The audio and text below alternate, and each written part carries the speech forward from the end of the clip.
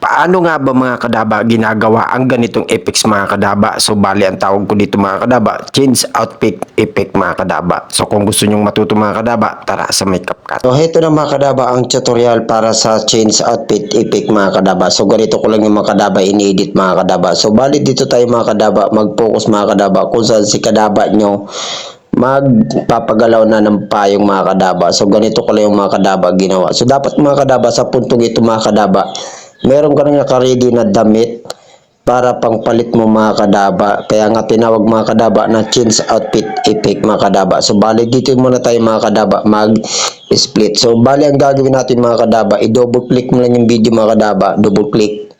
Yan, para lumabas yung split. Then split yun na, and then pagkatapos i-delete mo lang yung sobra. So, kayo na ang bahala mga kadaba sa mga actingan nyo. Ngayon, ang gagawin natin dito mga kadaba, ngayon pagbukas nyo ng payong mga kadaba, focus ka dyan mga kadaba sa may payong mga kadaba. So, bali dito tayo mga kadaba, mag-split dito. Ngayon, split na natin yan mga kadaba. Split, then pagkatapos mga kadaba, punta na naman tayo mga kadaba sa may dulo mga kadaba. Kasi kailangan natin dyan magpalit ng kasuotan. Ayan, nagpapalit na si kadaba nyo ng kasuotan. So, ganun talaga mga kadaba kapag nag-i-edit. Kailangan mga kadaba, matyaga ka talaga mga kadaba. So, bali ganito ko lang yung mga kadaba in-edit. Ayan o, nagpalit lang ako ng damit. Kaya nga itong mga kadaba, tinatawag ko itong mga kadaba na change outfit effect. So, bali ganito ko yung mga kadaba ginawa. Ayan mga kadaba, bubukas din siya ng payong. Ngayon, ang gagawin natin dyan, pagbukas dyan ng payong, dito tayo mag-focus mga kadabaw sa may payong.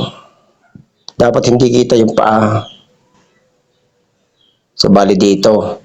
Ngayon, ang gagawin natin dyan mga kadaba, split na natin yan. Then pagkatapos, i-touch mo yung nasa unahan, din i-delete mo mga kadaba.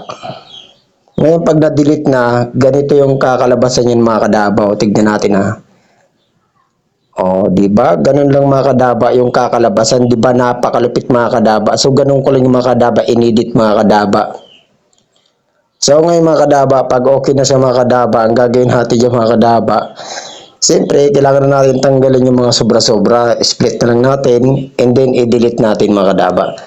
So ganun lang mga kadaba, ka-basic mga kadaba, 'di ba? Napakadali lang mga kadaba. Ulitin natin. Oh, 'di ba? Nagpalit na siya ng anyo. Nagpalit na ng damit. So, ganun na mga kadaba. So, ngayon mga kadaba, export na natin yung mga kadaba.